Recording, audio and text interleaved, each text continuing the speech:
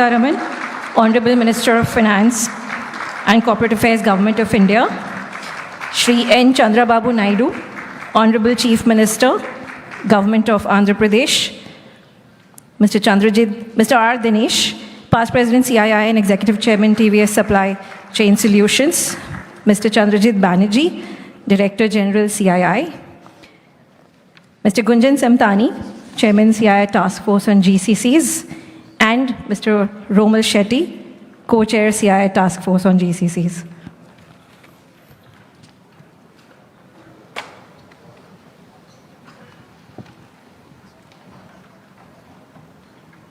Shawl is there? No, later. Shawl is later.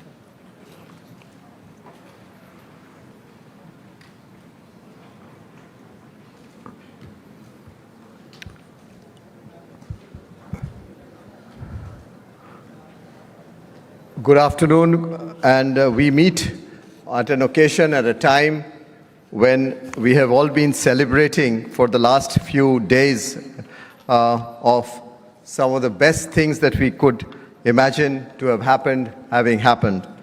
And with that background in Visakhapatnam, it's a great honor and privilege to have two very, very important leaders of ours, the Honorable Finance Minister of India and the Honorable Chief Minister of Andhra Pradesh amongst our midst. A very, very warm welcome to you, and all of us join in the phenomenal amount of work that we have seen both at the central level and as well as at the state level on many significant and landmark policy changes. We come and meet, as I mentioned, at a time which is so very important. We all know about the path-breaking reforms of the GST. The GST 2.0 is something we have been discussing, celebrating, and acknowledging as to a game changer it would be for everyone, for every citizen of the country, for every companies, for all our businesses who are present here, and of course for our economy. It is with that I would like to move this House to congratulate our Finance Minister for this very important path-breaking initiative. And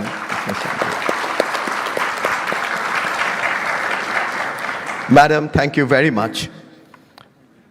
While we know the subject of this discussion is GCC, and this is a very important initiative again taken by her, we had a meeting in Delhi some time back when the leaders of the GCCs had come together to talk about, with various states and various ministries under her leadership, to talk about the way we could work together in this very, very important area of work. And that's the time when she mentioned that we should take this to the different states of the country.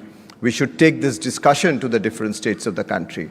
And which state could one select to be the first one but Andhra Pradesh? Sir, Honorable Chief Minister, it's indeed a privilege and an honor always to be with you. We all know about the huge initiatives that you have taken, be it on the Quantum Valley and deep tech push, or your green hydrogen hub, or sustainability, or when we look at the infrastructure growth in your state. And today, when we bring this discussion of GCC into your state, we do expect a lot more momentum going out from this room. So we have formed within the institution a group, a forum on the GCC, which involves not only all the GCC players, but all other stakeholders. And in that stakeholders, we include different sectoral as well as even local associations, the local leadership, the local states, the states of India, and policymakers across the country, as we really look at this forum to be more and more consultative, and from time to time turn to our policymakers for their thoughts and for their inputs and advice. So we have the best of the two present here with us today, and it's my pleasure and honor to take forward the proceedings of this valedictory session.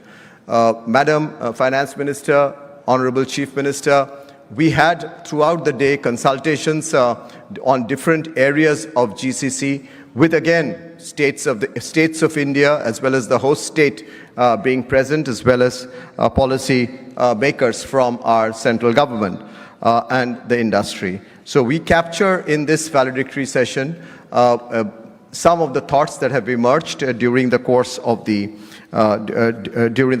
day and present it to you. I'll keep this brief because we have the two great leaders to listen to, and before that we would like to have some capture of what happened during the course of the day, and that would be captured by Gunjan and Romal. Gunjan Samtani and Romal Shetty co-chairs the GCC forum that we talked about, and of course Mr. Dinesh has been the chair, coordinator and a leader in terms of when it comes to collaborative discussions between different sectors and within CII, within the industries. With that, ladies and gentlemen, once again, a very warm and a very, very strong applause and welcome to our two leaders.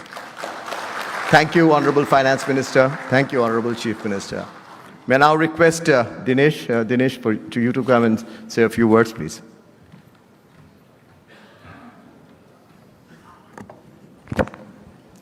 Thank you, CB. Srimati Nirmala Sitharaman, Honorable Minister of Finance and Corporate Affairs, Honorable Chief Minister Sri Chandrababu Naidu, colleagues on the dais, friends, ladies and gentlemen. Thank you, CB, for giving the opening remarks. Let me also extend my deep appreciation to the Honorable Finance Minister for her constant guidance and vision in shaping not only India's economic future, but also a recognition of GCCs as a strategic lever in the union budget was a turning point that has given this sector national prominence. I would like to extend my warm gratitude to the Honorable Chief Minister Sri Chandrababu Naidu. Under your leadership, the state has proactively positioned itself in many sunrise sectors. Visakhapatnam's emergence as a GCC destination is a shining example of how visionary policy, infrastructure creation, and talent development can converge to create a world-class hub. Before moving to the topic of discussion today, let me again join CB in warmly congratulating Madam Finance Minister, the Honorable Prime Minister, and the GST Council for the historic set of decisions taken under your leadership in the 56th meeting last week. This is a truly decisive moment in shaping India's future. So thank you, Honorable Finance Minister, for that wonderful step. On behalf of CII, I would like to place on record our deep appreciation for the consistent engagement with industry towards this bold reform, which is now providing a strong backdrop for the kind of investment-oriented discussions we would having today. I would like to reiterate industry's commitments in helping move this forward. Turning to our agenda today, the conversations at this summit have been very encouraging. A vision to scale up to 5,000 GCCs by 2030, contributing over 200 billion to India's GVA and generating more than 25 million jobs, many of them high-skilled, is what is going to define the next phase. But equally important is the focus on the Tier 2 and Tier 3 cities and aligning closely with the state-led initiatives. While some of the state governments have actively promoted GCC investments through policies and incentives, what we really need is a nationally coordinated approach. The new framework is designed to provide a single window experience to investors and reduce regulatory friction and ensure plug-and-play infrastructure across the metros. And most importantly, align with other national machines such as Digital India, Smart Cities, and Gati Shakti. The framework is anchored in 3 pillars: national direction, enabling ecosystem, and measurable outcomes, the third being the most important. And the factors which are going to support this are talent development, availability, regional inclusion, and innovation. And that's why being here today is very important. 3 strong themes have emerged during the discussions. that GCCs are actually taking the lead in setting the agenda for the future. They are not about back office anymore. They are driving mandates in engineering, in R&D, and digital platforms. Second, India has to achieve its GCC ambitions by involving the tier 2, tier 3 cities, and today only 7% are located here, and that percentage has to go up to meet our 2030 target. Third, the states are the fulcrum of this transition, and again, I think with Andhra Pradesh having taken the lead, the policies on talent, livability, and incentives is something which we will very much look forward to working with. In this regard, the model state policy framework has been designed. The diagnostic tools to assess the readiness, the sectoral positioning strategies, and templates for incentives which are not linked to cost but mainly capability creation is something which is covered in this. Most importantly, the livability benchmarks, the social infrastructure to support the same, whether it be housing, education, or healthcare, is going to be something which will be as part of this policy. As part of the CIA leaderships and as taking this forward, not only for the states to adapt and adopt this framework, I can assure you that the industry is fully committed to partnering with both the central and the state governments to make the vision a reality. With the collective leadership represented here, Madam Finance Minister at the center and the Chief Minister of Andhra Pradesh as the state, the path ahead is clear. Together, we can firmly establish India as a global hub of capability and innovation. Thank you, and look forward to the day when this happens.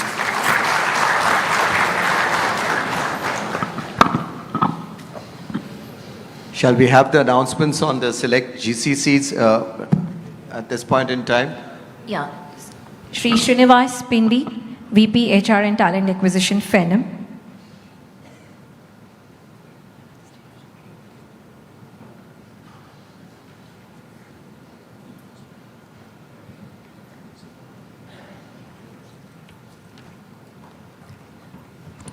It is really an honor for me to come and talk here in front of Finance Minister Garu and also the CM of AP. Thank you so much, sir. Phenom is a HR tech platform company. We are headquartered in Philly and we have around 2,000 employees working in India. We have an office in Vizag. And I would proudly thank CM Garu and also Lokesh Garu and Bhaskar Garu also. In a span of 3 weeks, we have got the land allotted here in Vizag. Thank you so much, sir, for that. And we already started constructing it, and hopefully we will finish the building in like two years, and we have agreed to fill up with around 3,000 plus employees in like Vizag. Thank you for this, sir. Thank you so much, sir. Thank you. Thank you. Thank you. Shri Krishna Mohan Gariparthi, Vice Chairman CII Visakhapatnam and President Inspire Edge IT Solutions.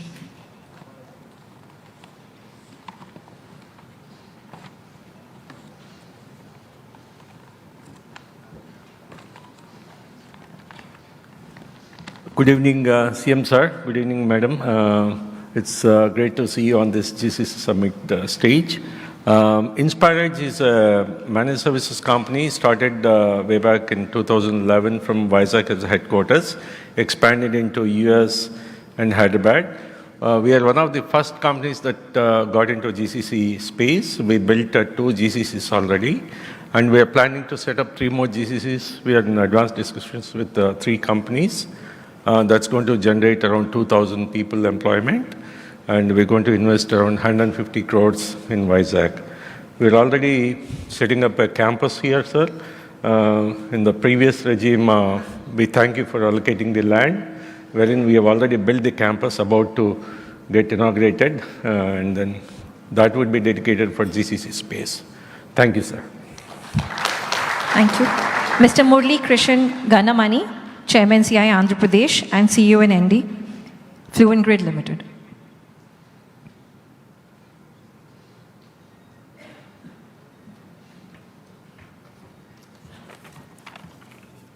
It's such an honor. It's a very unique opportunity to make this announcement in the august presence of Honorable Chief Minister himself and the Honorable Finance Minister, Nirmala Sitharaman Garu.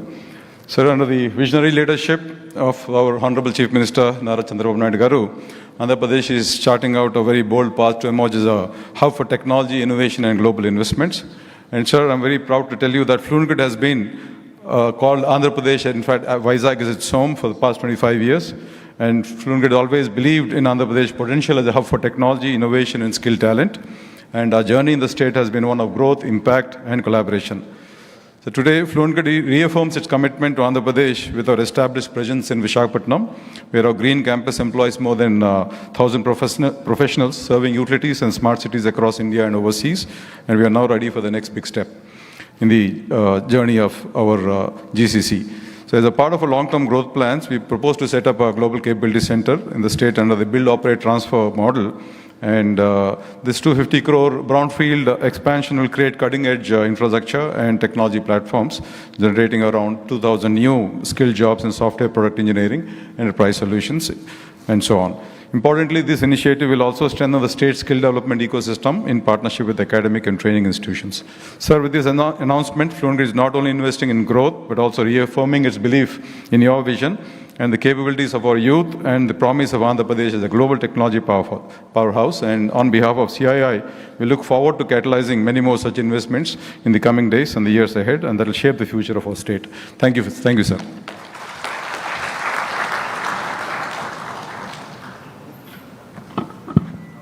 Thank you very much for those quick announcements. And just now the quick report back on the key recommendations that happened during the course of the day for our Finance Minister and the Honorable Chief Minister. Gunjan and Romal.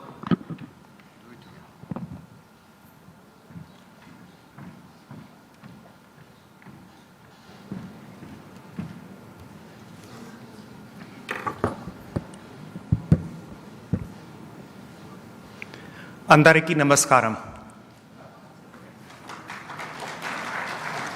In your 2025 Union Budget speech, Madam Finance Minister Nirmala Ji, you acknowledged the role of India's services sector and the global capabilities on shaping the future of the Indian economy.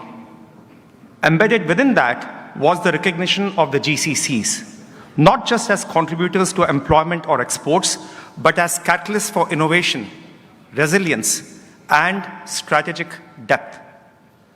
I'm truly proud to share that that sentiment became the foundation of the national framework unveiled in New Delhi along with you a few weeks back, and subsequently of the state framework that we are unveiling today. Madam, you created nothing short of a movement. And while the task force took formal shape earlier this year through a deep partnership of our partners in CII, the GCC leaders across different sectors, different jurisdictions, different locations around the world who have their offices in India, the government stakeholders, the various industry bodies, the national level, the central level ministries to the state representatives. The roots of this industry run far deeper. Many of the early building blocks of India's global services leadership were laid here in the very soil of Andhra Pradesh. Under your visionary leadership, Honorable Chief Minister Shri Chandrababu Naidu, years back, decades back, I can say. So it is only fitting that we find ourselves here today. The National Framework on GCC Policy has articulated India's ambition to emerge as the world's premier GCC destination. Realizing this ambition requires states to lead from the front. Andhra Pradesh was the first, in fact, among the first states to notify the GCC policy, paving the way for deeper industry-government collaboration. The state continues to be a leading destination for corporates alike, attested most recently by Google's commitment of building the largest data center in Asia right here in Visakhapatnam. Today's summit is about advancing this vision, unlocking opportunities, identifying the friction points, and enabling a cohesive environment where GCCs can continue to deliver direct, indirect, and induced contribution at scale to India's economy.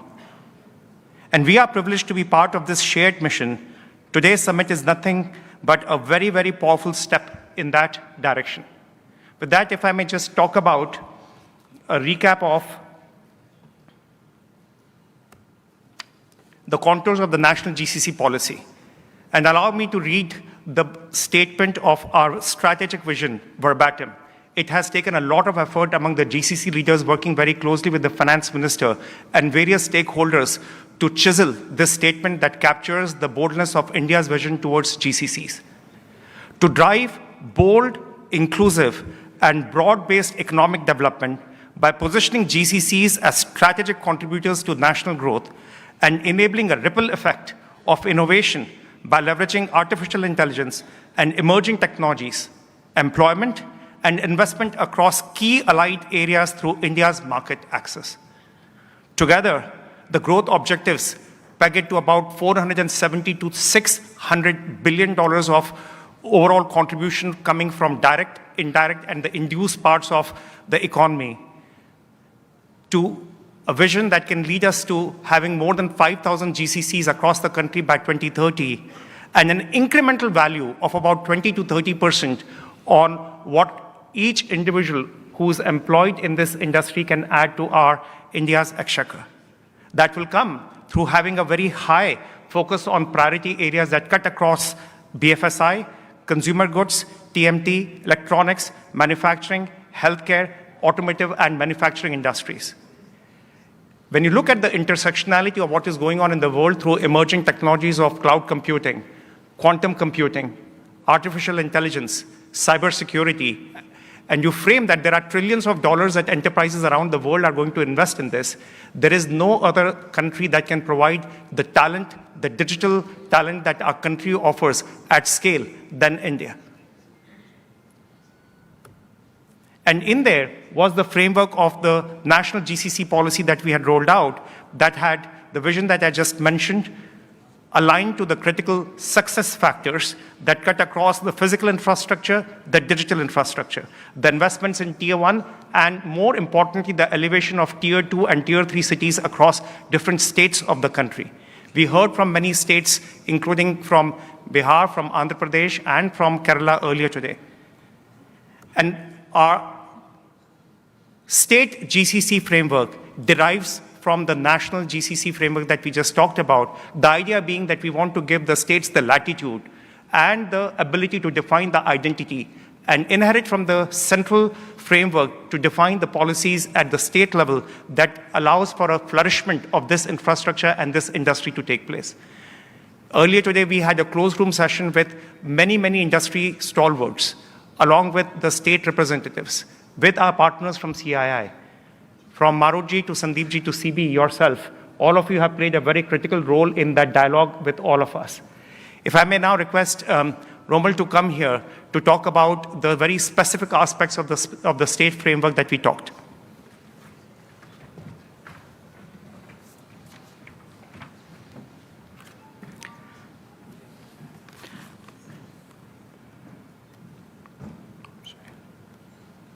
I think this isn't moving, but okay. I hope the slides will work. But Honorable Finance Minister, Honorable Chief Minister, ladies and gentlemen, I think GCC is probably one of the biggest opportunities for India, not just to drive. GCC has always been known as the back office, driving the back office, but today the kind of work that is being done is actually also the front office. So for us as India to capture the front office, mid office, and the back office, this is probably the golden opportunity. And I'm really glad because, Finance Minister, you took in the budget, and I think you clearly identified the potential of the 500, 600 billion. And also, Chief Minister, I should tell you something. You may remember this, but you started Deloitte in Hyderabad. And you will be happy to know that Deloitte has the largest office in the world in Hyderabad. So we do think that with the Finance Minister and Chief Minister, I think definitely, I think Andhra Pradesh will really become a beacon. But some key things, I think, which are critical for the success. First is clearly in terms of the workforce. Today, 68% of all skills are next generation skills. They are not the old skills. And I think that is important that we actually focus on that. Second is the employability of people coming from colleges is only 43%. That means just the graduation, just the degree may not help. Actually, the skills also will help. A key element in this entire thing is also about what kind of regional innovation and skill hubs are created to actually up the employability of people, and ensuring that they don't have to travel to other cities. So I think that is a critical element as well. The second bit is the infrastructure.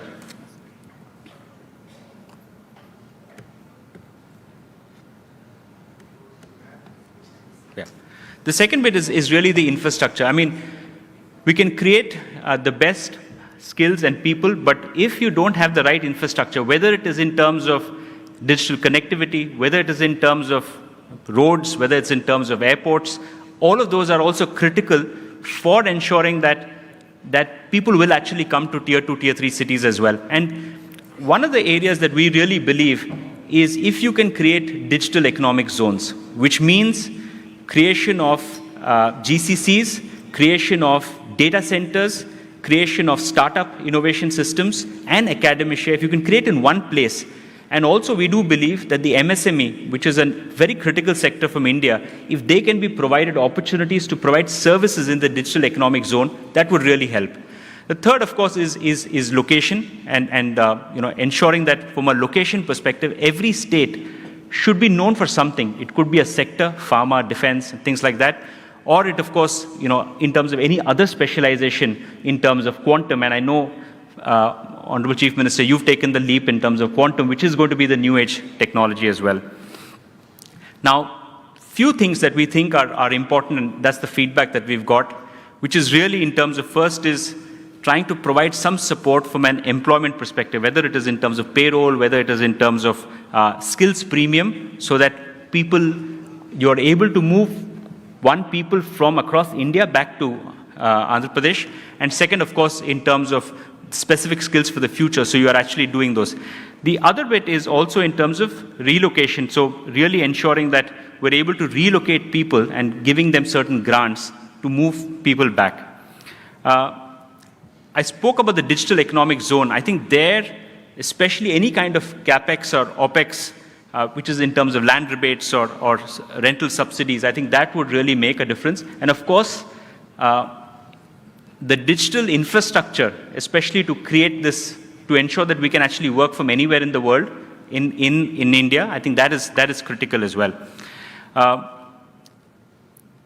One important factor, and I think you've obviously done this before, is really the first mover advantage. So if companies that move in their sectors and we provide the first mover advantage, I think that will really help, and that will be a big multiplier. And of course, lastly is the regulatory framework to ensure that there's a single window clearance. It should not take too much time. So I think people who are coming in here, that should be very fast, including pre-cleared SOPs as such. And finally, in terms of the investment promotion, and I think there should be a strong investment promotion across the world, which is clearly identifying whom to target, which is one, firms with no GCC. So if you look at all the Fortune 500, Fortune 1000 companies, they should be a clear target. But one area that we are seeing is the mid-market companies are actually growing at a faster rate. They're growing at 39% vis-a-vis the large companies, which are growing at 12% for GCC. So that's clearly an area where the focus should be. The second bit is we've largely always focused on the US and the UK. They're actually 90%. But today, there are other countries, whether it is the Nordics, whether it's the Middle East, whether it's Japan, Australia, I think clearly there are. And third, of course, is to clearly have campaigns. But once we have attracted GCCs into the country, I think it's important also to do the facilitation. So important to the landing support so that they can come easily into the country. They can have a single window for approval. And then, of course, have an investment aftercare. Because we also see that not all GCCs, if they have to be successful, probably have to be at least 3,000 to 4,000 people. If they're only 800, 900, they're not going to be successful. So how do we do aftercare support, I think is also important. And finally, to ensure all of this, it's important to have a governance framework. And we've based it on what we've done at the national level as well. So really having a GCC council, which has an interministerial group, because many ministries are required to actually make this actually happen. Clearly have some support cells, whether it is in terms of investment promotion cell, whether it is in terms of the talent, the infrastructure cell, the ease of doing business cell, and of course the innovation support cell. And that's one important area of innovation, to bring in innovation and not just do what has been always been doing. And of course clearly have advisory groups, because the interministerial group along with the industry and academia, I think will be very important. So as I said, this is probably a pivotal moment in India where I think with the kind of focus that we actually have, there is nobody else in the world can match us. But we have to seize the moment and we have to go 5, 10 times and not be happy with 1 or 2 times. Thank you very much. Thank you, Gunjan. Thank you, Romal, for that quick update.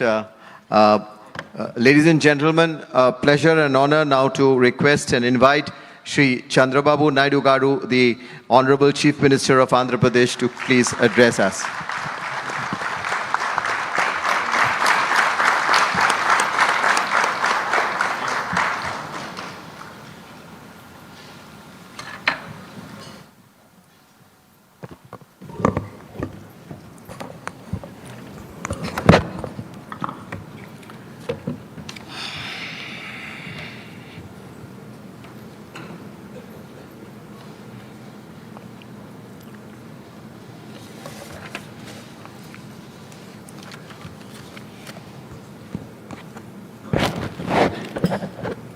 Honorable Minister for Finance, Government of India,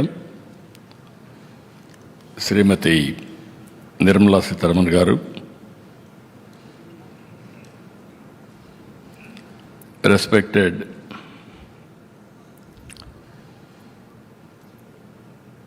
CAI Director General Chandrajit Banerjee Garu, and respected Dinesh Garu, respected Gunjan Garu, Romal Shetty Garu, and giants from GCC companies and friends. First of all, just now, our Banerjee has rightly mentioned, we have to appreciate Honorable Minister of Finance, revolutionary reform, that is GST reforms. It is a game changer now. One is to do business and at the same time, even customers, last mile. Always from regulation now we are going different approach. Majority of you are aware here. I had a very good equation from CAI. When there is no takers, I was only the person who will talk about business.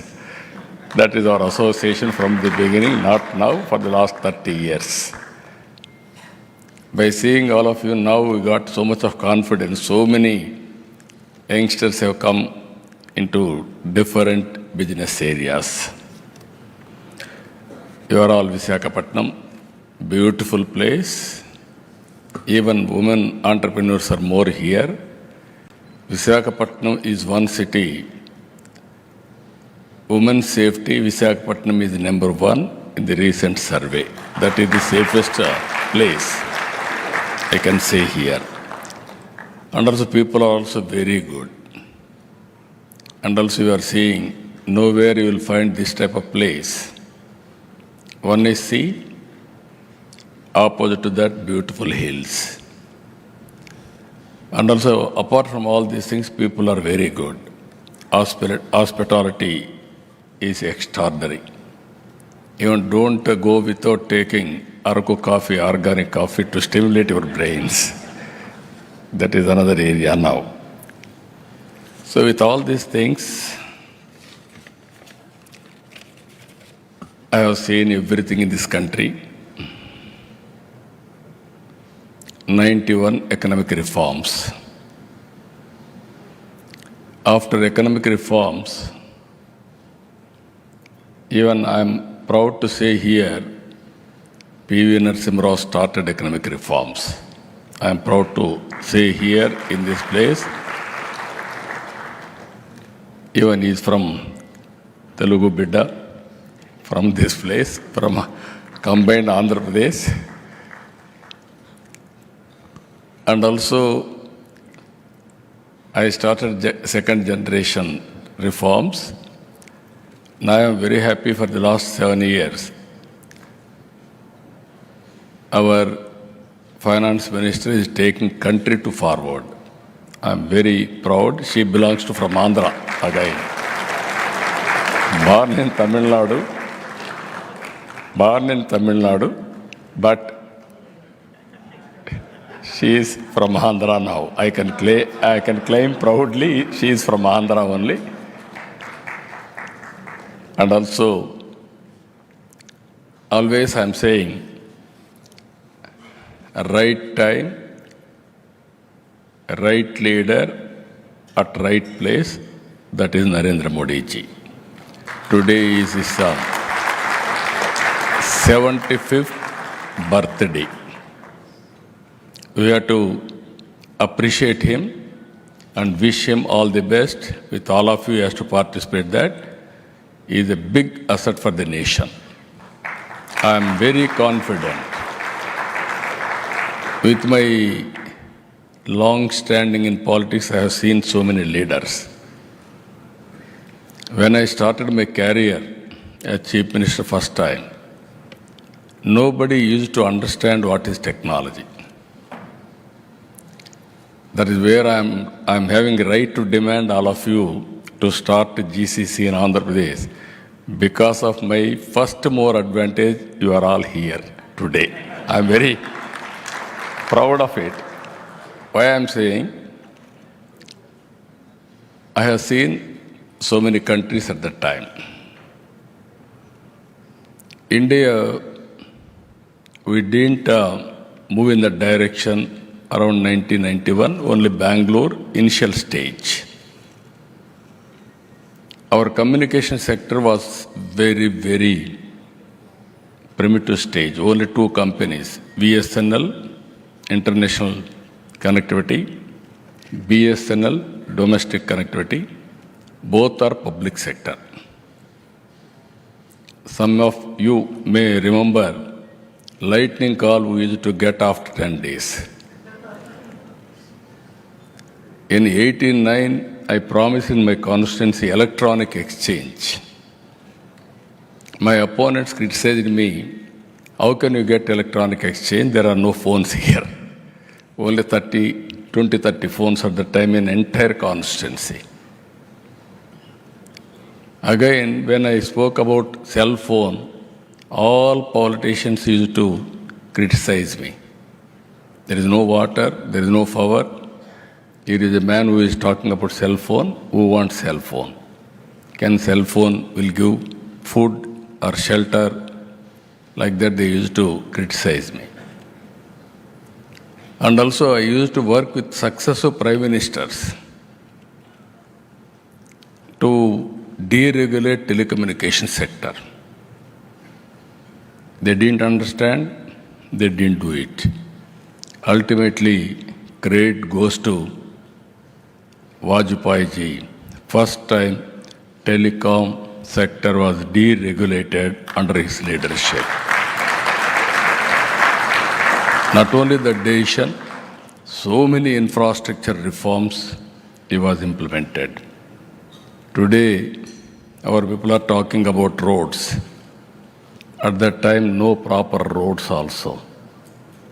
Then PPP model, Golden Quadrilateral Road has come. That is how we moved.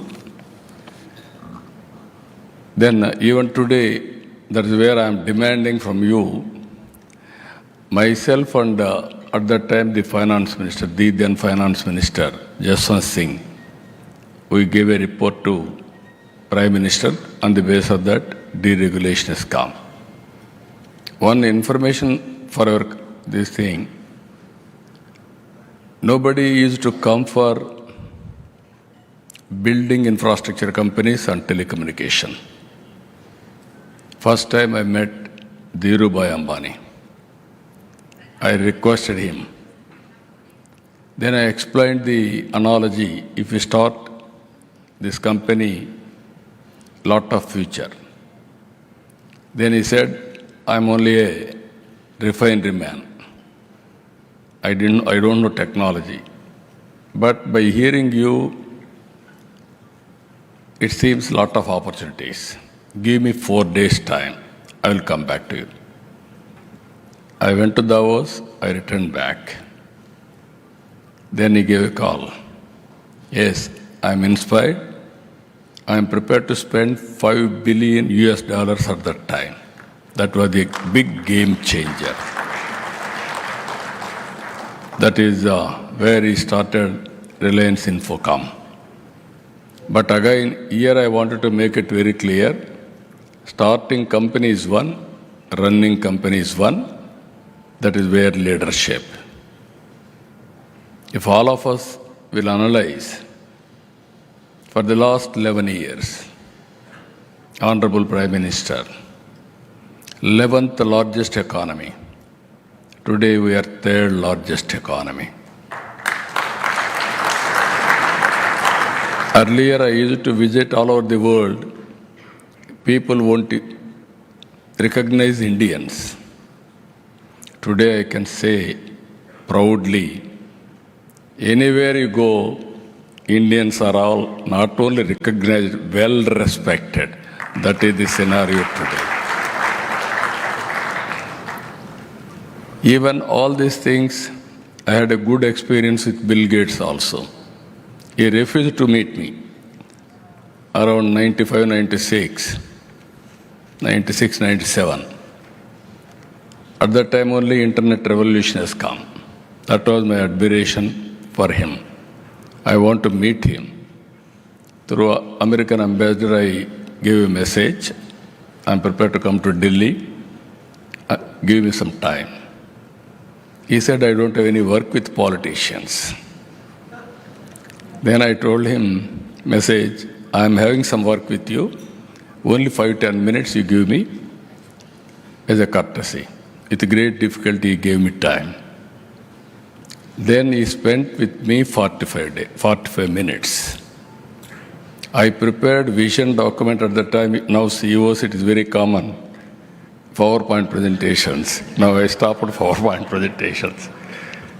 I gave PowerPoint presentation at that time. Today, automatic PowerPoint presentations also we are preparing now. Even my government, I am preparing data lake, everything. I asked my people today, yesterday collectors conference, no senior officer should ask report from junior officers. All information is with you. You want any information, you can go online. There is a real-time governance. You don't know how to operate, they will guide you. That stage we have reached today. After seeing my PowerPoint presentation at that time, he was totally impressed. Then he told me, I'm totally convinced India is one country, you are having very good strength. I told only one thing on that day, even today I stand by that. India is very strong in information technology. Reasons are, one is we are very strong in mathematics. Zero is invented by us. Second, British people has taken everything, but they left English to us. That is a very good opportunity for all of us. Even China had a problem. Even my own Kohinoor diamond, they have taken from here. Recently, I want to visit England and also museum. Then they used to refuse because I make claim Kohinoor diamond again. These are all various things we have faced now. So, by starting Hyderabad, I am very happy. Deloitte, not only Deloitte, all companies. I started at the time high-tech city with IT promotion. One public policy promoting IT. From the beginning, I used to say, today I am very happy by seeing all of you. Earlier, we used to do only job work. I used to, even English pronunciation, we were unable to do properly at that time. I used to bring from London English coaching teachers. We used to have classes. Always I used to do at that time, very early stage. From America, doctors, everybody used to work. Time zone, they will send all details to us. We will computerize. Next day morning, we used to use all the data for action program. That was the job work we used to do. We used to get only peanuts. Never we have gone for products. I used to go on telling. At one stage, I used to inspire people, don't be a job seekers, try to become job providers. Today, I can say very proudly all over the world, any country you can go, Indians are earning highest per capita income, even in America or in Australia or Africa.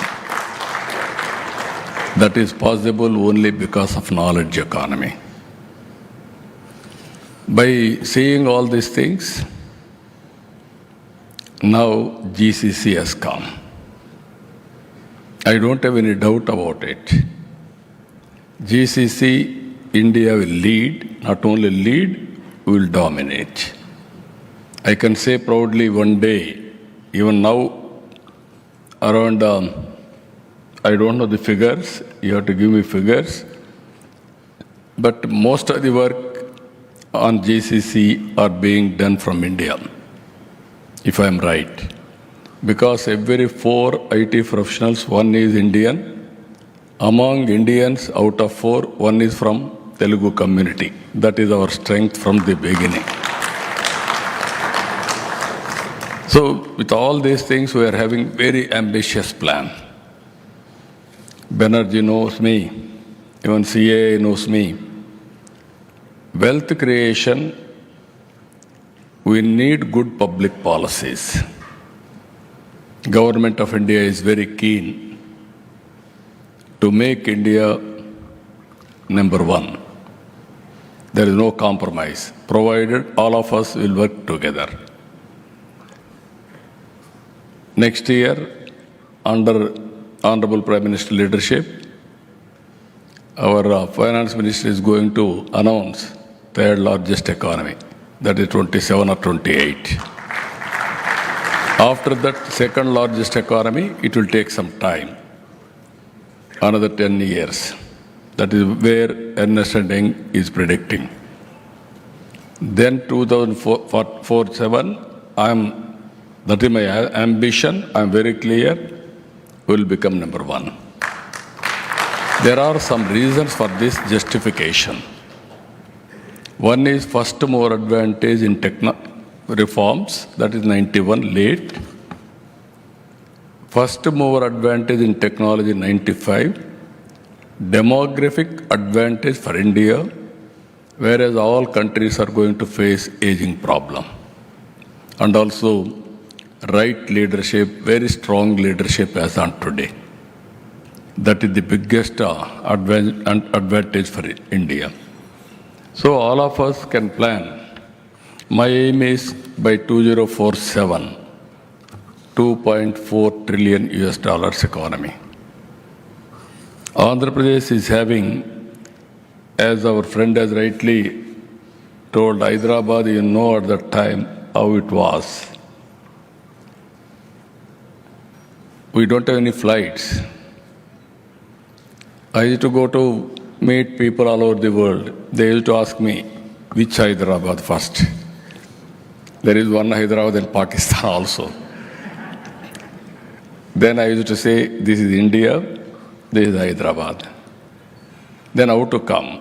You come to Delhi or Bombay, stay night, come morning, do business and go back. Again night, they have to catch international flight. Then they told me, they used to ask me, why should you come to Hyderabad? Then we can do business in Delhi or Mumbai. That is how first time under open sky policy, Emirates flight has come to Hyderabad first time in the history. Then our other cities. That is how we built Greenfield Airport. Now, if you see outer ring road, one of the best outer ring road no other city is having except Hyderabad. 165 kilometers, 8-lane road. I am assuring you, all companies, after bifurcation, we had some structural problems. Even before Honorable Finance Minister, I am confessing with her. From the beginning, I am requesting them because all service sector has gone to Telangana. I am not finding any fault, but they are benefiting. I am very happy. Today, because of all policies, Telangana is getting highest per capita income in the country. Hyderabad city, the most livable city. That is the ecosystem we created earlier. Now, we are creating one of the best infrastructure now. Hyderabad, we are having an advantage of climate. Andhra Pradesh is having an advantage of sea coast, 1,000 kilometers. And also we are planning port-led economy. Because of all these things, next month, I'm confident Google data center is going to come to Visakhapatnam. They are going to announce it. Just now our friends have mentioned Visakhapatnam, they started operations. By August, Visakhapatnam airport is going to operate. One of the best airport with all amenities, what all you say, everything is available here. Even metro we are working, and also no other city is better compared to Hyderabad. Either first tier or second tier. You can have any problem, go to beach, relax, stress buster. And also from here, you wanted to have a summer resort, go to Araku or Paderu. Even it won't cross 30, 32 degrees temperature. Only 1 hour journey from here. And also our people are also very dynamic. Now I am focusing more on logistics. We are having some problems. One is bifurcation, structural problems. And also after that, 1924, I don't want to talk about it because of politics. We had a different time. We lost opportunity. Now we are very, very anxious to build very fast. On logistics, I am assuring you, with the support of Government of India and our own, with the PPP models, every 50 kilometers there will be one port, hub and spoke model.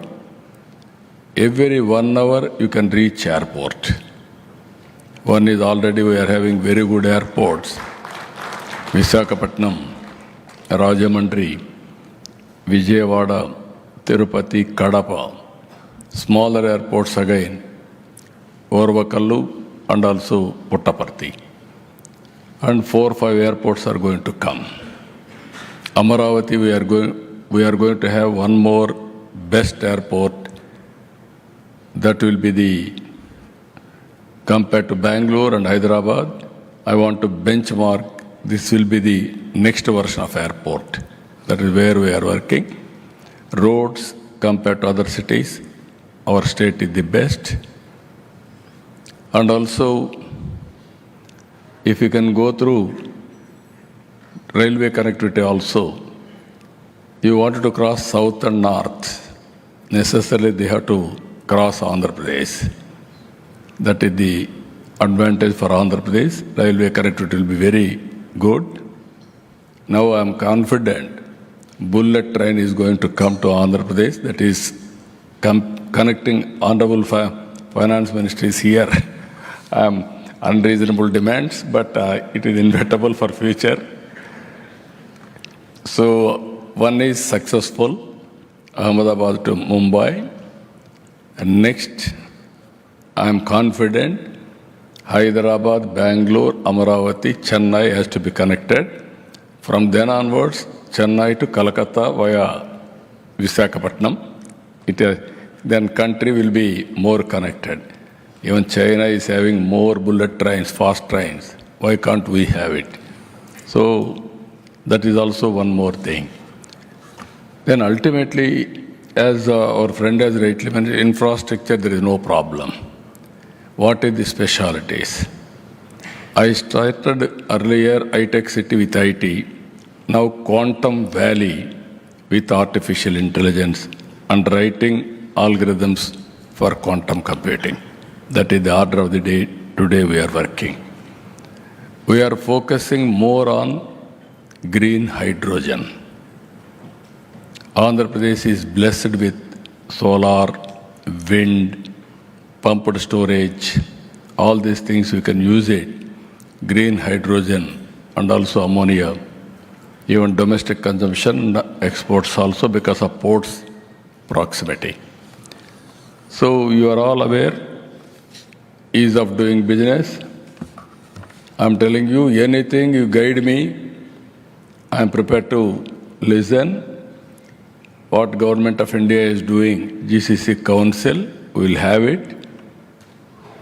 In computation, after Government of India, no other state can compete with me. I'm assuring you that. That is how ISB in Hyderabad, how I competed, and I got it. So here, ease of doing business, we are number one. Not ease of doing business, now we are working speed of doing business. I am asking my people, one example I am giving you how governments we are working initially had a setback, but it is only a temporary setback. I am very thankful to Honorable Finance Minister. She was very generous to sanction money 15,000 crores for Amaravati. Amaravati is a greenfield capital. I have built earlier Hyderabad as a brownfield capital. 2 cities, 1 city I added. Now I am building Amaravati and connecting Guntur, Vijayawada, all cities. So greenfield city, we are going to have new features. This is, I can say, technology, utilities, green energy, and also district cooling, everything we want to bring. Only temperature, or otherwise this will be the best place to live. I am assuring you, because of water, Krishna River, fresh water, beautiful mountains, and also greenery, excellent greenery, and also we are going to have green energy, pollution free. You can have more lifespan also. If you can come and settle in Amaravati, that day is going to come. Nowadays, because of bandwidth, as he rightly mentioned, we are having all advantages. Government also is moving very fast. Decision making is real time. You are saying 1 week, 10 days, 15 days, no. I can give you across the table within 2 days or 3 days. Only statutory obligations will verify. Otherwise, no question of waiting. Finally, I want to tell one thing. We are all in an inspiring time. You are all GCC people. India is blessed with all advantages. One is Aadhaar and also other authentication. No other country is having this type of advantage. Second one is, by using Aadhaar, every person, starting from child, you can make every family as a unit. You can position geotagging of every house. Then central government, state government programs we can integrate. then ultimately I can plan every family, macro, micro planning. I can visualize what I have to do, and also I can execute very systematically. One project we are working with Bill Gates, this is Sanjeevani, total digital health records, and also ultimately preventive, curative, and real-time monitoring, very cost-effective model. Bill Gates is working through his foundation. He is going to bring technology and also knowledge. We are going to execute it. If everything goes right, we are going to replicate other states also. Those who are all willing, we can work with them also. Why I am saying this, we are having data lake. In data lake, all the data, historical data we gathered together. Now AI has come. I can use AI and also real-time data through satellite, drone, CCTV camera, wearables, and also sensors, everything around 40 to 50 parameters I can collect real-time. Then by using AI, now quantum computing also is there. Then solution we can provide through WhatsApp governance. As on today, 725 services we are providing on WhatsApp. Just like private companies, we are asking customers to rate the quality of services. Rating also we are doing now, so that I can correct real time. These are all various innovative programs we are working. So finally, I want to say, before leaving here, every GCC company has to have one MOU with the government of Andhra Pradesh to set up your GCC operations in Visakhapatnam. We won't regret for that. Even I am thanking Honorable Finance Minister. She is promoting GCC. She has selected very right way. Future is for GCC and also other knowledge economy areas.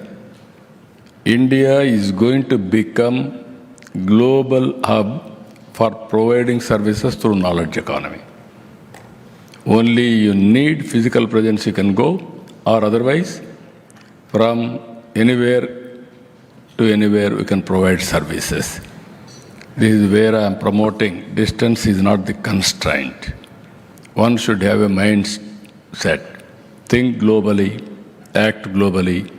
You can achieve any goal. So with all these things again, I'm telling you, Visakhapatnam is a wonderful city. All other things, quality of life, creating ecosystem, cost advantage, power, uninterrupted, even green energy, even financial incentives, and also skill development and innovation, even big companies, tailored ecosystem, and also what are all the incentives, land and other things. If you create wealth for me and generate resources, that means generation of revenue, then I can share it. Even Government of India is doing same thing. But abnormal, if you ask demands, that may be having some problem. Transparent way, what are all permissible, my government is prepared to extend all the cooperation for all of you. I am assuring you that. So, ultimately, if all of us will create wealth, then only we can eradicate poverty. You won't you won't create wealth, then poverty will prevail forever. There I am working pro-poor stand, even Government of India, both areas we are all only one government.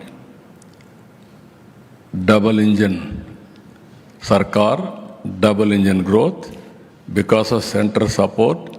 Last year 12% growth rate from Andhra Pradesh. This year first quarter we are able to grow 10.5%. Ours is a responsible government here, even Andhra Pradesh government. So, with all these things, again, I'm thanking all of you and welcome Visakhapatnam. First meeting, Honorable Finance Minister conducted here GCC. I'm thanking her. That is where he asked me, GCC meeting we will have in Visakhapatnam. That is a good area. If you accept immediately, we'll call. Then I told her immediately, at any time I am available. This is one area I have to get that ecosystem players. Today we are all here. Earlier I started one family, one IT professional. Today I am talking one family, one entrepreneur. There I am building Ratan Tata Innovation Hub. Tata Group is going to lead that center. Government is going to support. Knowledge partner IIT Chennai and also local university, they are joining. We are bringing venture capital and also mentoring experts and also banks, they are working with us. Visakhapatnam spoke model 1. This is headed by GMR, same Andhra University, knowledge partner. First time you see industry and academic institutions never we worked together. Here policy makers from government side, industry from industry side, and academic institutions, all of us are together, we are working. This is a win-win situation. Even another industry, Green Co, we are involving in Rajahmundry. Another is Mega is involving in Vijayawada. Another is Adani. We are asking them to involve in Tirupati. Finally, Jindal is working with us for Anantapur. These were best education institutions and also industrialists and also knowledge partner, the venture capital. We want to create that ecosystem. So this is one more game changer I'm thinking. Another 20 years time. This concept, if I take to logical conclusion, that is what I'm saying, one family, one entrepreneur, not only MSME, even knowledge economy, even starting so many companies, then sometime they may reach global GCC also. Why I am saying, I started Microsoft, then Nadella Satya started working there. Then he became president of Microsoft. One should have aspiration. To achieve that aspiration, they will work very hard. That is the atmosphere we are creating. I am very happy. Again and again, one of the best policy we can give you, and also execution with precision, perfect execution. You may not repent. This is the right time. Visakhapatnam is the right location. Anyway, you have seen here, even this hotel, next to this hotel, if you see, clean beach. Other beaches we are having some problems. Sea also. This is one of the best area. So with all these things, again and again, I am thanking all of you. And finally, I am thanking Honorable Finance Minister for giving me this opportunity. She is also here. What all policies you want reasonably, she will clear. But my request to all of you, you come and set up one GCC in Visakhapatnam. Thank you, Ananda.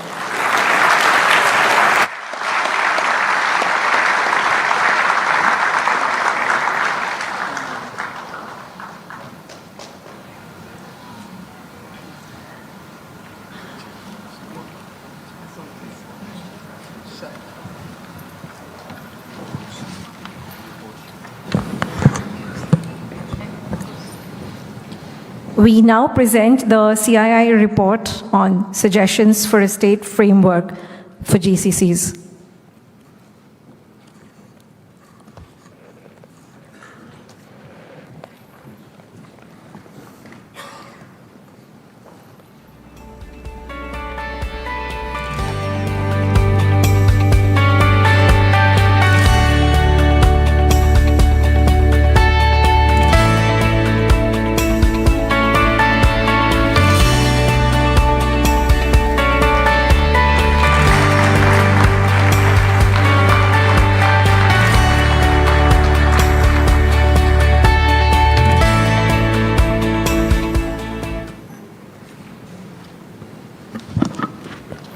Rarely do we have the occasion of having such two visionary leaders at one platform, people who have been focused, leaders who have been focused on reforms, path-breaking ones, game changers for the country. And we heard the Honorable the Honorable Chief Minister talking about Andhra Pradesh, talking about major changes that he has been doing and he plans to do to build the ecosystem for the GCCs and much beyond. Thank you very much, sir, for that very strong visionary address. And we really thank you for your participation. So from one visionary leader, we move to the other, Honorable Finance Minister of our country. We all spoke about the GST, but there are much more. And she's the one who has actually proposed bringing this conference to the states of India. Madam Finance Minister. Thank you very much, Chandrajit, and good evening to all of you all. Honorable Chief Minister, CII Chief, former President Dinesh, also DG Chandrajit Banerjee, Gunjan and Romal. Now, I suppose I'm doing the roadshow along with you continuously, so feels as if you both are part of the team. All invited guests. Things are actually very speedily evolving, and we are meeting at a time when we are talking about how to take the GCC further in the country. It's not as if there are no GCCs at all, but there was this impressive statistics or one particular number which was thrown at me at some point in time, well before the budget of June 24, post the election, July 24 budget, that 50% of all the GCCs in the world are to be in India. And for the rest of them which are already outside of India, they are run by more than 50% Indians only. So if the rest of the GCCs outside of India had 100 people running them, 50 of them were Indians. So either way, almost now for 2 years, GCC has acquired an Indian flavor, and that's been going on with the same expectation and speed. So when we were talking in late June, preparing for the July budget, issues of GCC and how to promote GCC were all being discussed, but by which time it was apparent that this statistic was before us, that 50% will be in India and 50 which are outside are being manned by Indians. So there was a sense of urgency. We had to do something. Equally, there were voices saying, do you want the GCC? It's only going to be something very different from what was IT earlier. Now it's going to be called as GCC. But a bit more going into what made GCCs different from the earlier BPOs was that it had a space for research and furthering technology. It also gave opportunities for companies to do a further higher end research for greater innovation. So it was not just back offices. So the character of GCC itself had a built-in advantage for India in that you had the manpower, the human resources which are so with skill sets which are necessary for running a GCC, but also it was no longer the sweat labor that you're talking about. It required the knowledge component. And therefore, PM Modi was very convinced that we should have a policy approach, which will entice people to have the GCC coming to India rather than policy support need not necessarily be imagined as fiscal support, but we should create the right kind of environment. So we spent quite some time understanding how to go about it. And in that, the CII has been actively engaged and participating with the government. And I must thank them that they have kept the momentum up. So it led to, actually one led to the other. We reached a stage where we wanted to gather everybody who had any interest in GCC at one place at a national level meet, so that we understand where are their next moves going to be, and CII organized it in Delhi. I've actually participated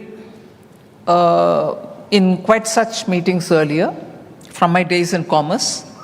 And in fact, Andhra Pradesh at that time and Visakhapatnam at that time hosted 2 partnership summits, one after the other. In fact, being in commerce, I used to say, why should we redo in Andhra? Can we not go anywhere else?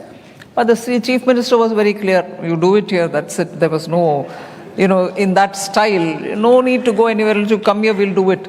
So it made it easy for us, we came here. And those were the initial days of, in fact, Araku coffee. I still mentally have that picture of Araku's stall, where the CM took me and said, come taste it, you'll know. And even as we talked about Araku coffee in that partnership summit, in my days in commerce between 14 and 17, I once visited Paris, and in Paris, the entrepreneur came and met me and said, look, I have opened in the high street of Paris, one of them, a stall. You must come and see, and I have given a good touch of how we trace and track the coffee from the plant to the plantation or the farmer, and from there get it to the streets of Paris. So it was very, very good marketing technique, and I was very attracted to the way in which he presented it. And one, of course, I had tasted it in a partnership summit, and one obviously understands what importance Araku has for all of us. And when I went and saw that high street shop in Paris, it was impressive, absolutely giving credit to the farmers, the tribes who are actually moving into an area which was not originally theirs. Whoever would have thought Chikmagalur would be competing with Araku sooner? Chikmagalur, the old and traditional coffee growing area. But no, the reason why I'm expanding on this is there's a complete record of what Chief Minister Andhra Pradesh has done in Hyderabad. In fact, it was not Hyderabad and Secunderabad, there was a third city which was the Cyberabad. Most of us used to call it like that. That was built, Outer Ring Road, many things.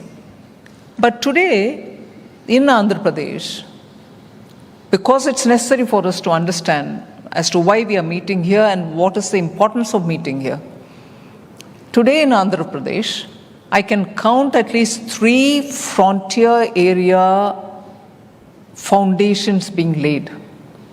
CM had announced already that quantum headquarter will be a quantum mission, which was part of my budget, 2 budgets earlier. The headquarters for quantum in India will be in Andhra Pradesh. It's the dream of the Chief Minister, and he's announced it. And he's also demarcated an area where he's going to create the necessary fundamental infrastructure for ensuring quantum emanates or fountainhead of quantum would be here. Did he stop at that? No. He started also one another area where he's demarcated and getting the advantage of a national mission which has been here for a long time, Sriharikota. He's now started a center for space. Future research in space-related matters will happen there. So that will be a fountainhead of space which we opened up in the 21 budget. In 2021 budget, Prime Minister Modi for the first time guided me to bring in the word privatization into the budget. India would never ever in government circles speak about privatization, disinvestment, strategic disinvestment, public sector. I'm not crowing about it. But leaders, if they have the courage of conviction, they say things not for the sake of it, but because it means a lot more for the people of India. If 91 you go on recalling for the reforms which opened up India, actually full opening didn't happen then. Yes, it was a major step, I grant that. But full opening took a decade more Even now, current account, capital account is not opened up. I grant that. But actual opening up of India took its own time. That in 21 budget, PM said, why should there be any sector reserved for government? Every sector should be allowed for private sector. Why can't private investors and private operators come into areas which we hold as a monopoly now? Unless you open it up, your true energy of Indians, if the Chief Minister today is able to say, I want an entrepreneur each in every one of the families, it's because the scope is now widened. Space is opened up, 21 budget. We came up very clearly with a policy saying no one sector will be completely left in the hands of only government. The other way of putting it is even strategically important sectors, government presence will surely be there, but even that will be opened for private. Because the question immediately was, what do you mean? Strategic sectors which are very critical to the national security, are you going to leave it only to the hands of the private sector? No. Prime Minister was clear. He said, strategic sectors which are important for the national security, government will be present. But it shall not shut door to the private sector. Why am I elaborating on this? That's when this public sector policy, opening up of every sector policy was announced in 2021 budget. Startups came in as soon as that policy was announced and made a big deal in space sector. That is why today startups are building small, miniature and large satellites, which are for some others. It can be a country or some agency with due diligence and complying with the laws of the land. You're able to send the satellite for those parties. And that's become a commercial operation. The moment you opened up, it gave you advantage. So look at what Andhra Pradesh is giving us as a continuity and also positively exploiting the policy. Quantum fountainhead, Andhra. Space, Sriharikota, and around it the ecosystem has been announced by the Honorable Chief Minister. The second, the GCC, he's focused it on Visakhapatnam. He's already made the announcement that Google is coming in with a data center here also in Visakhapatnam. Now, 4 things all related to the future of science, frontier of science, will emanate from here, and that's already the steps being taken are being openly announced. I would certainly add one with the indulgence of the Honorable Chief Minister is food and horticulture, which form the core of our food security. We can be anybody, anytime. And he was a bit apologetic about the weather of Andhra Pradesh.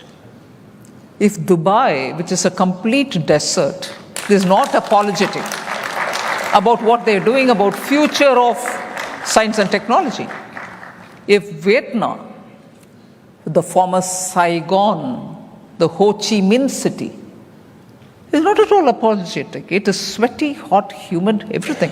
Like you're in, and the latitude is also very much the same latitude of Tamil Nadu and Andhra Pradesh. So temperature-wise, even they are not blessed. But that's where entrepreneurship flourishes.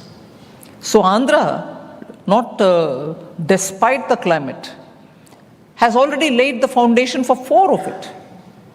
And the 5th one, which I'm assuming, which has not been said, is about the horticulture and the food self-sustaining, at the same time export scaled. So it can surely look at a prospect of supplying to the world fruits from the south of Andhra Pradesh. Entire Rayalaseema region is now full of fruits, vegetables and also some other horticulture projects. So you're having a state which is newly created after a difficult division, already blooming with these majorly science and knowledge-driven sectors. I would even imagine sooner that Amravati will draw all the fintech sectors. He's been talking with me, the Honorable Chief Minister, of banks coming in there. Let us see what can be worked out on that. So you've already got a state which is carving its place in 2047 Vikasit Bharat with futuristic sectors. So I'm very happy to be associated and to be part of it. The launch of the model state GCC framework being assisted by the CII with suggestions which they have given, and we've just released the report. I've also already mentioned the fact that global capability centers have a far-reaching impact on economic growth, competitiveness, and also on human capital development. It's going to be a transformational journey. Romal and Gunjan have spoken a lot about what their study or the study group has come up with. Today they are innovation hubs, driving R&D, generating intellectual property and patents, and enabling sustainable growth for global enterprise. Long-term competitive advantage to global organizations can be also extended. So GCCs are actually cementing their position in India as the world's GCC hub. Now, three things which I would like to highlight. They are pillars, if you want to call them so, or they are aligned pillars with the GCC world. Investments in physical and digital infrastructure is absolutely critical. So if GCCs can come and do their business, or in the future to even multiply their business, you need the governments, both the state and the central government. And what for? You need them because investments in physical and digital infrastructure is absolutely critical. Both the governments in Andhra and also Government of India will work towards strengthening it. I'll give you a bit more on it. The second pillar, I think, is the education and skilling of manpower. You need a basic set of skills to be able to enter the threshold on GCC, and furthermore also for the data centers.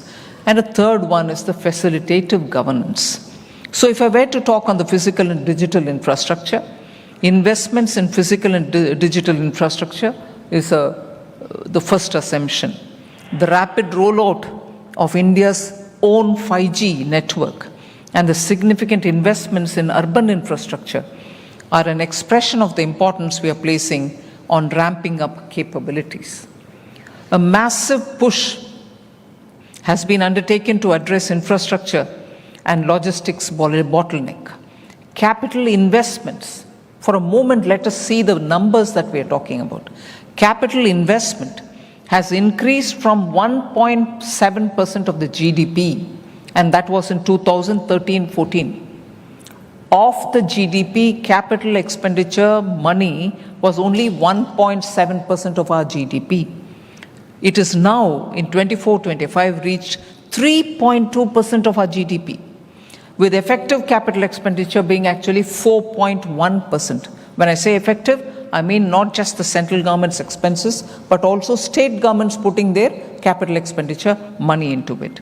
So 4.1% of our GDP is now completely going into capital asset creations. Over the last 11 years, 88 airports have been operationalized. 31,000 kilometers of new rail tracks have been laid. Metro networks expanded over fourfold. And port capacities have also doubled. And the national highway network extended by 60%. So complementing all these efforts, the central government has also provided the state governments 50-year interest-free assistance so that they can have their capital assets increased money to spend on them. The center has given 50-year interest-free money to all states, and the total of what has been given is about 3.6 lakh crores up till now. That is the last 4 years. and 22 states have actually used it, resulting in recording more than 10% growth in capital expenditure from their own resources, from states' own resources. Now, the other is the Digital India Initiative, which has enhanced digital infrastructure and simplified e-governance, enabling faster and smoother operationalization of the GCC. Reforms such as the introduction of SPICE Plus, simplified pro forma for incorporating company electronically plus, that is SPICE Plus, and the establishment of the processing accelerated corporate exit, which we call as CPACE, are creating more innovation and business-friendly environment. So that's my first pillar. The second pillar is education and skilling. They improve employability, industry-ready capabilities are provided, and they are the key focus of our government. In July 24 budget, we particularly focused on this agenda and announced Prime Minister's package for 5 schemes and initiatives to facilitate employment, skilling, and other opportunities.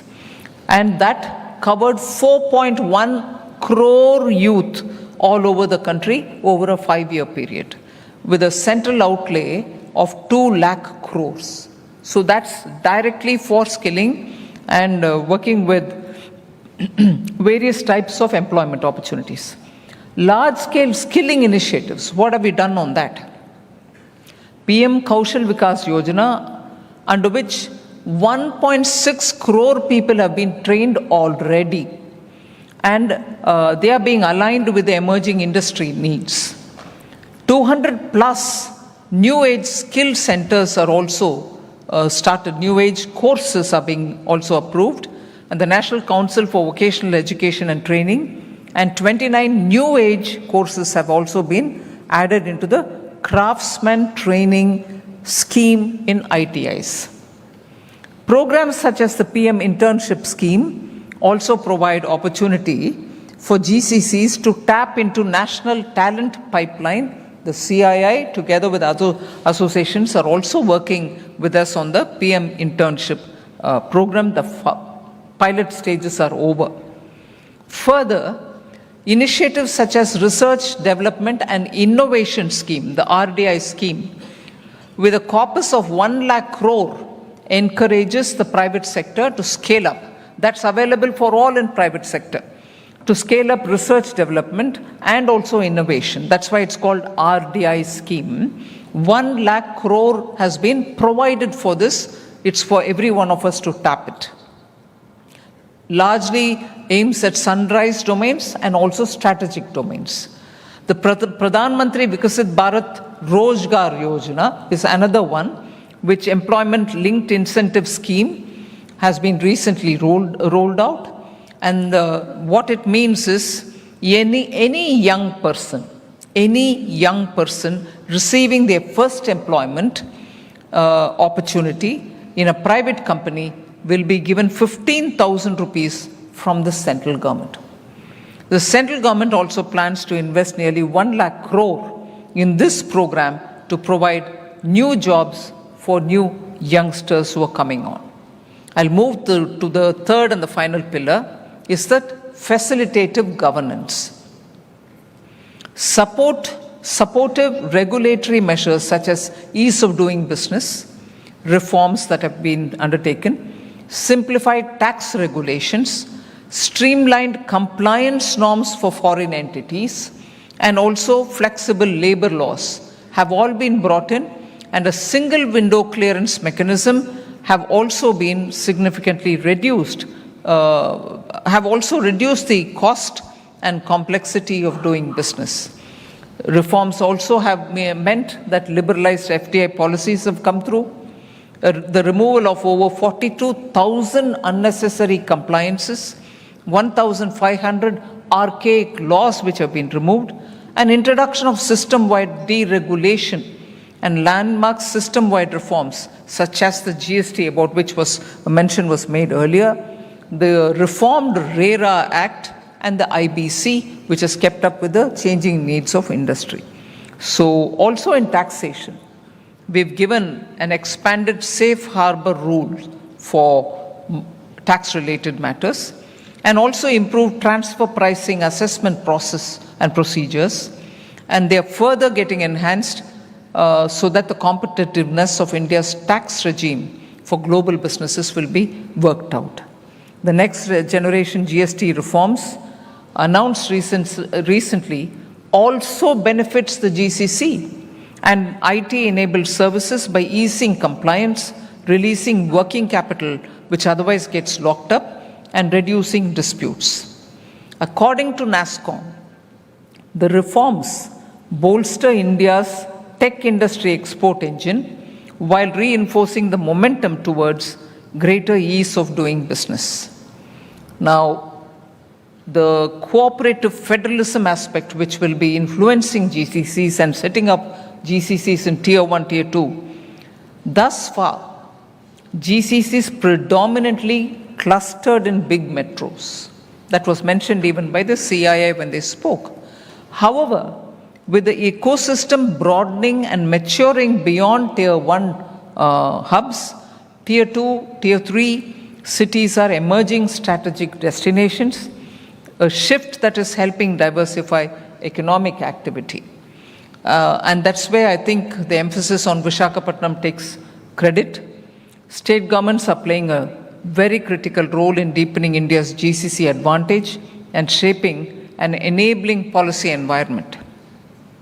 So in order to maximize the impact, aligning national and state level policies about which we just spoke, and adapting policy instruments to ensure that each state builds on its own unique comparative advantage. That's what Andhra is striving to do, and that is where Andhra stands out as one of the first mover.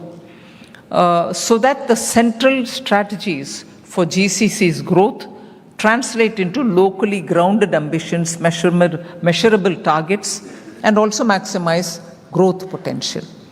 Building livability and infrastructure ecosystems that allow Tier 2 and Tier 3 cities to emerge as centers of excellence is one of the main things that can attract global talent, encourage corporate reinvestments, and host high-value innovation and service delivery, offering credible alternatives to Tier 1 cities.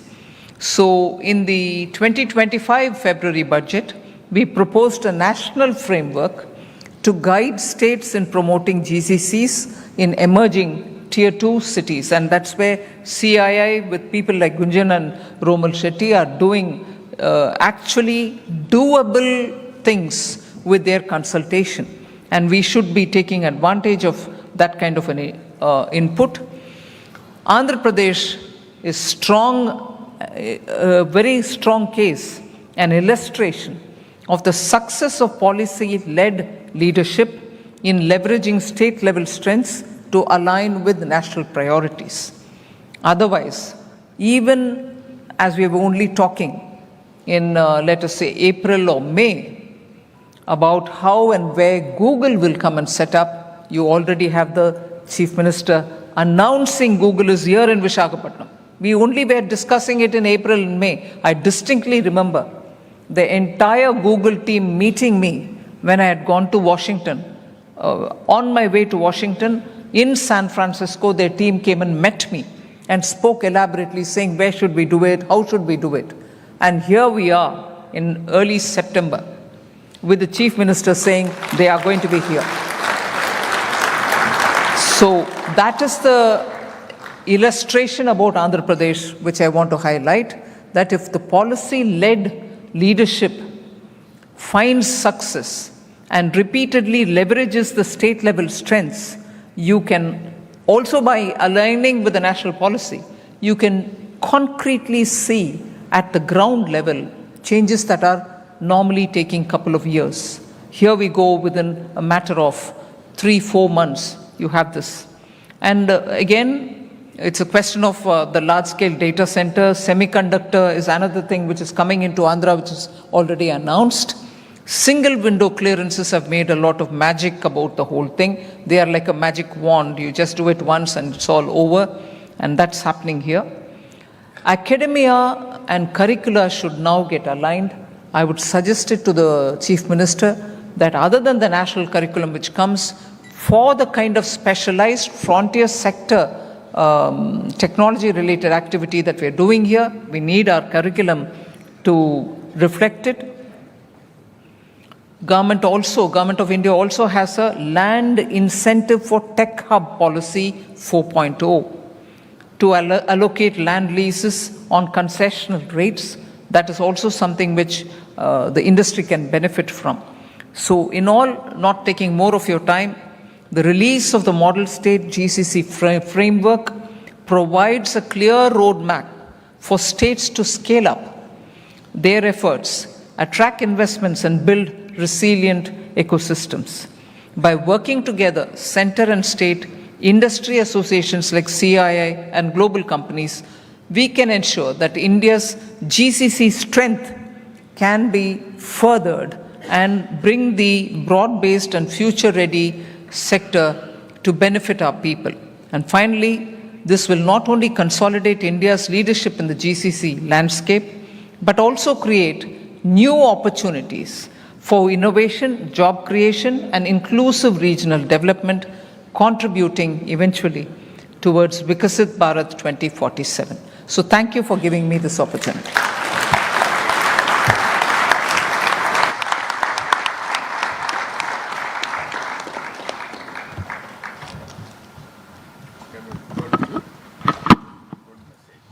Ladies and gentlemen, we have no time actually. We have flights to catch. Madam Finance Minister will catch a flight. The Honorable Chief Minister has another engagement to go. I could have gone on to thank both of them. I could have gone on to summarize what you said, but I'll dare not do that. And I'll dare not try to even extend this session further because of the important engagements our two leaders have the hereafter. But I'll only really move this with a strong vote of thanks to you for this leadership. If I can summarize it with 3 T's, target setting for us, extremely thought-provoking for us, and extremely strong transformative ideas from you. And we will take this forward with our commitment, with the partnership from the industry. Thank you. Thank you very much. Ladies and gentlemen, please join me in thanking our honorable guest. May we present a small token of appreciation. May I request Dinesh sir to kindly present it to Madam FM.